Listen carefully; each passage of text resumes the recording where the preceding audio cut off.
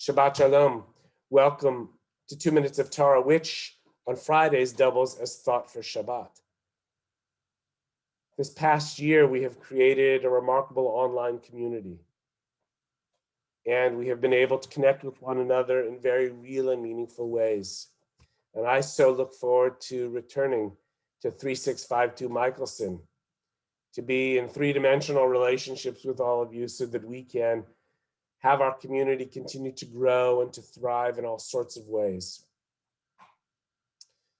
This week's Torah portion is known as Vayakel, which means gathering community together.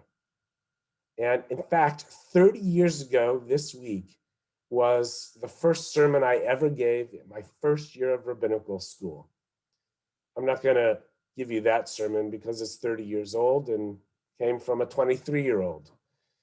But now I am reflecting on the words of the Baal Shem Tov, who tells the story, or stories rather told of him, that when he would pray for a very long time, and that his congregants would finish their prayers before he would finish his prayers.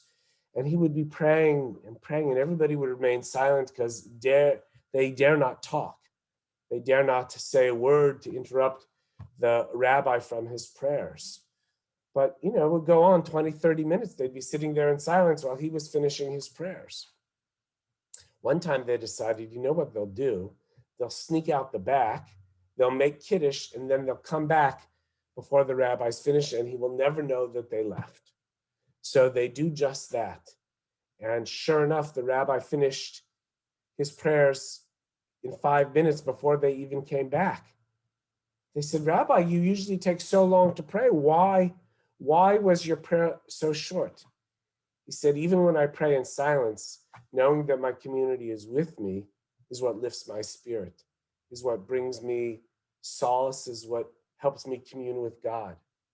It's not just me one-on-one with God, it's knowing that I am part of a greater community. So when you left me, my community was no longer here, and my connection ended at that moment. They never left the rabbi during his prayers after that. It really tells us an important lesson, that we are here and have been here for one another in the most unique ways, in the most powerful ways during this past year.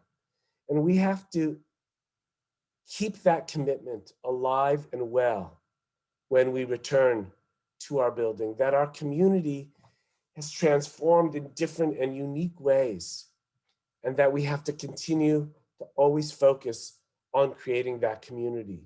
In other words, never leaving anyone.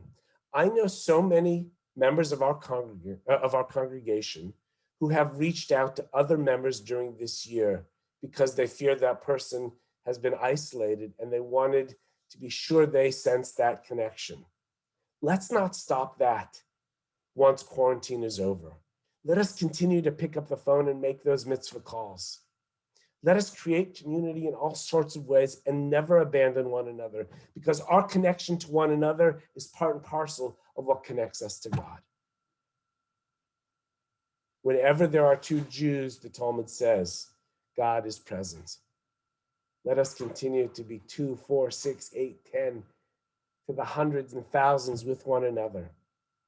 For being with one another creates that holy spark. Amen. Friends, join us tonight at 7:30 for our wonderful Shabbat service, and we look forward to celebrating with you. You can find it on the links here on Thought for Shabbat, or the links in the Facebook post as well. Take care, be well, stay safe. Shabbat Shalom.